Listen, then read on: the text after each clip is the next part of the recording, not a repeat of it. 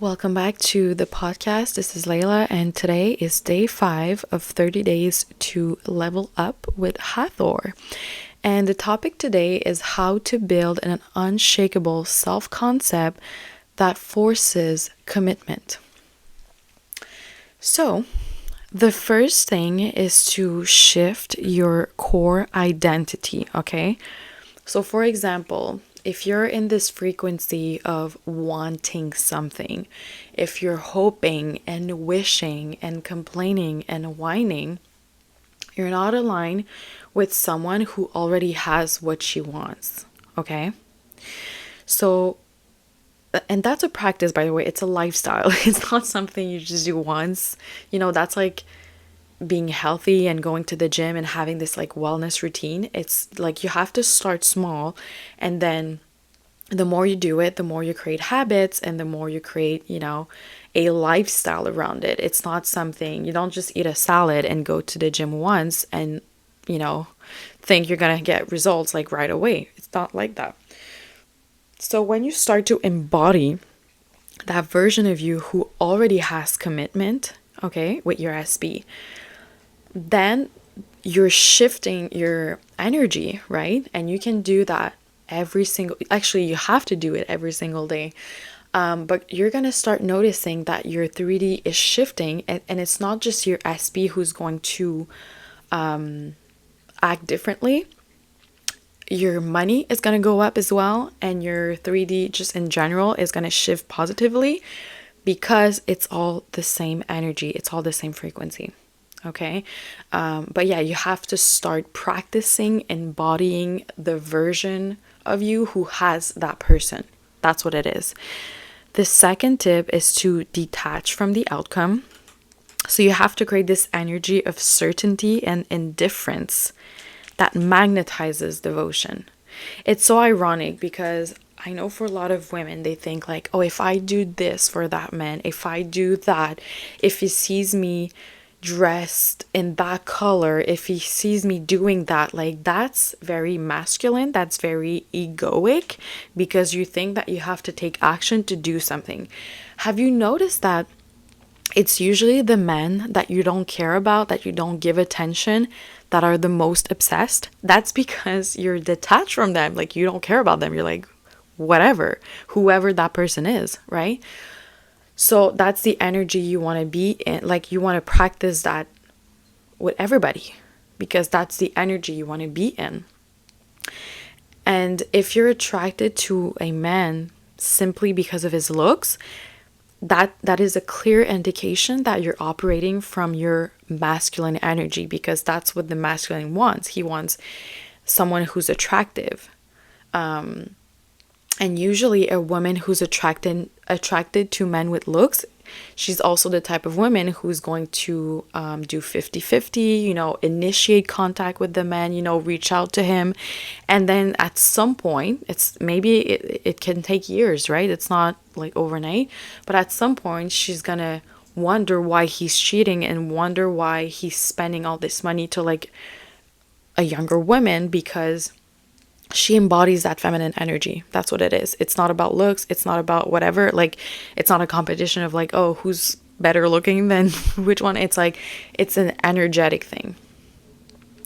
The third tip is to reprogram your subconscious with repetition. I always talk about that. So you have to flood your mind with new beliefs until they become second nature. So whatever is happening in your 3D, whatever your SB is doing, whatever, like who freaking cares about what they say and what they do? It does not matter. It does not. If you decide that this person is in love with you, is obsessed with you, they will be. I have seen stuff happen, like even in my personal life. Like I used to do that, by the way, without the knowledge. And I was not even, that was like... I was really young, like probably 18, 19, and I had no idea what I was doing. I was unconscious. I had no spiritual knowledge. I was still a psychic, but I didn't know I was one. Like that's how unconscious I was. And that happened to me a few times where I would meet this guy and be like, oh my God, oh, he's so attractive. Like, there's something attractive about his behavior and how, I don't know, like he talks and walks. And the guy would barely look at me. Like, he would just be busy with his friends, or he would be busy with his life, and he wouldn't hate me, but he was like, I was just one of the many women that he thought was attractive, but that's it. Like, I wasn't someone important for him, right?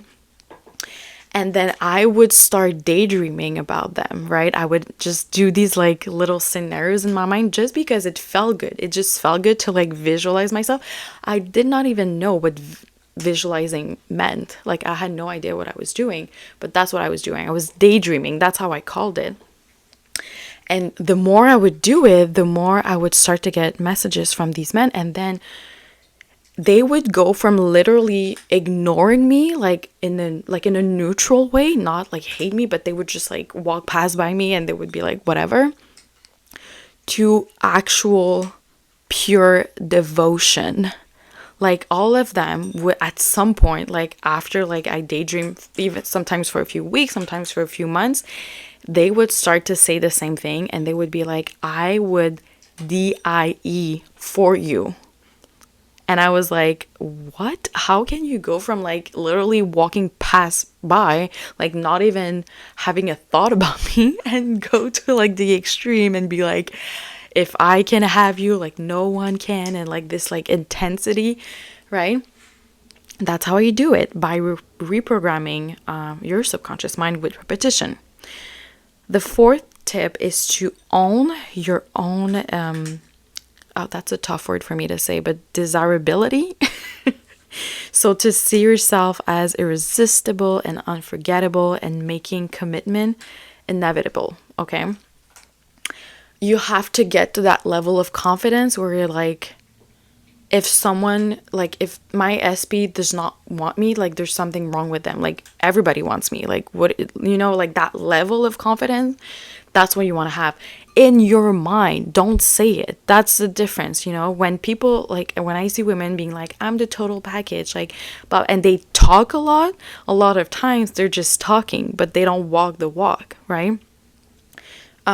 You can say it, but honestly, it's not really relevant. Like, that's like women who, you know, describe themselves as queen. Like, if you're an actual queen, like, you don't have to say it. Like, people can feel you, like they can feel your energy. That's like the same thing with men, right? You know, when guys are like, I'm a high value man, or I'm a king, like, you know, in that moment that they're not. Because men who truly embody divine masculine energy, that are actual providers, first of all, they're not on social media. I'm going to say it right here, right there. They're not on social media because they're busy providing. They're busy working, you know, building businesses and having multiple streams of income. They're not arguing with women in the comments.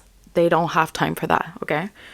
And also, they don't call themselves providers. They don't call themselves sugar daddies. They don't call themselves kings and high value men. Like, like they just are. That's who they are at their core, you know. So they don't have to say it. They just act and walk like it and talk like it, and they just behave like it. That's it, you know. It's not that deep. And it's the same thing for women. Like, if you have to say to someone that you're a queen, like, obviously you have to reevaluate what you're doing, and you have to withdraw your energy and pause and see, why do I feel the need to like prove myself? Like, that's who you are. You don't have to say it.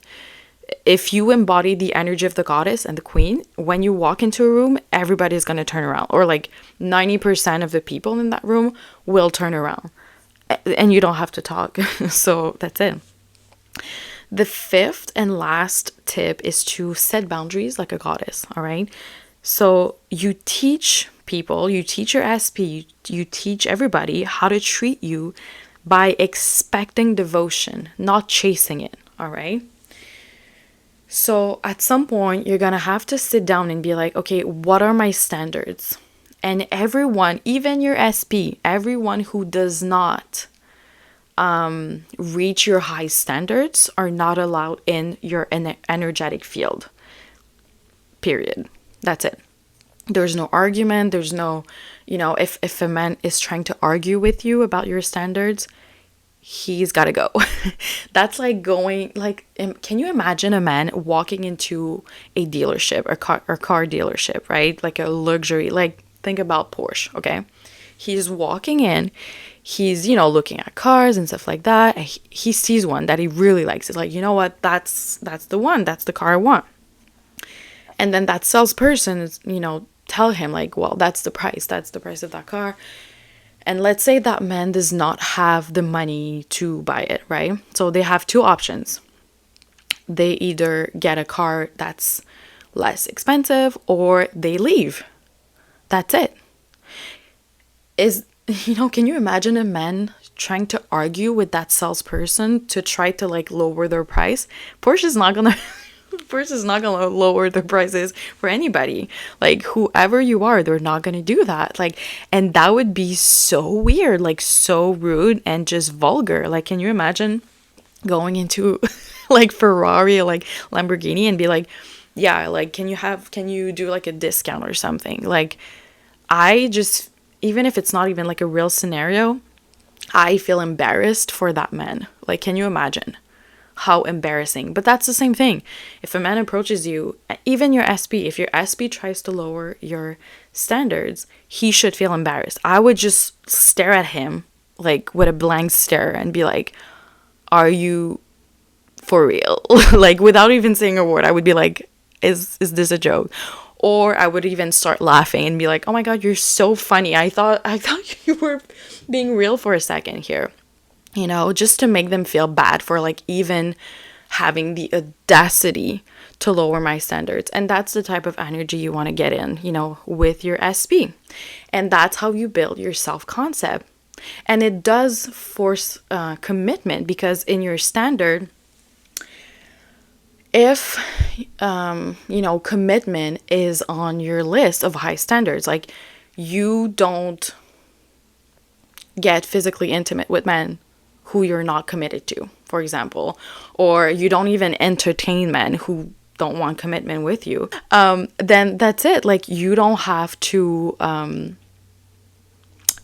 argue with them. There's nothing that you have to argue with them about. That's it. That's one of your high standard. It's one of your requirement. If they don't want commitment, or if they tell you stuff like, oh, I'm not, I don't want a real like relationship. I just want to have fun. I just want to go with the flow. That's it. That's your cue to stop talking to them without any explanation. That's it. And the best way to get commitment, by the way, I'm going to end with that, with men, is to tell them the opposite. So, for example, because that's going to create detachment as well. If you're already telling a man, like, I want marriage, I want commitment, he knows that he can fake that in order to get you excited, in order to get you happy, to get you in bed maybe, or to make you do stuff that you wouldn't normally do because you think, oh, I'm going to marry that man at some point, right? He's going to use that against you. But if you tell him the opposite, like, I don't know if I want to get married, if he asks a question, or if he asks you specifically about marriage, you can be like, oh, I haven't thought about it. Like literally pretend like you don't even care. Like you're not against it, but you just don't care. Like you don't think about that, right? That's when men will subconsciously will try to make you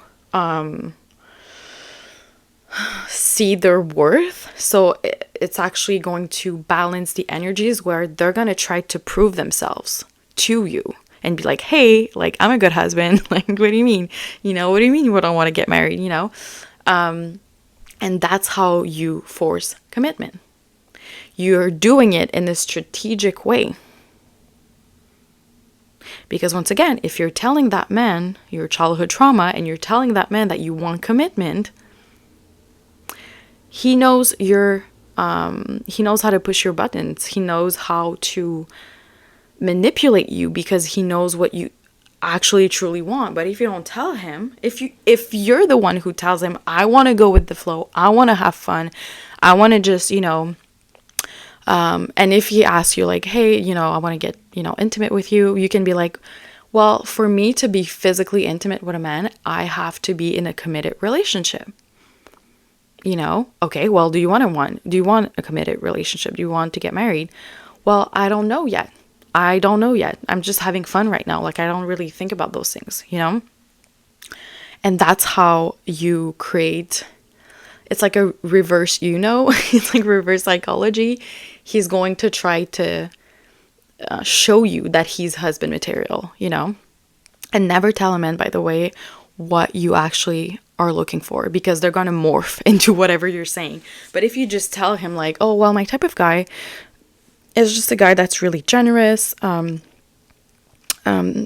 an old school gentleman, and that's it. That's all you need to say. Or you can even be even more mysterious and be like, well, I don't really know what type of man. When I'm going to meet him, I'm going to know he's husband material. Like, that's it. Mystery. He doesn't even know what type of man he has to morph into, so he's gonna have to try many different things. And especially if you tell him generous, obviously he's gonna try to like give you a lot of stuff to like morph into that generous person. And if he's not, and he's just playing a game and it's just temporary, at least you're getting something out of it. Okay, that's it for today's episode. Let me know if you have any questions, comments, suggestions, and I'll see you tomorrow for our next episode.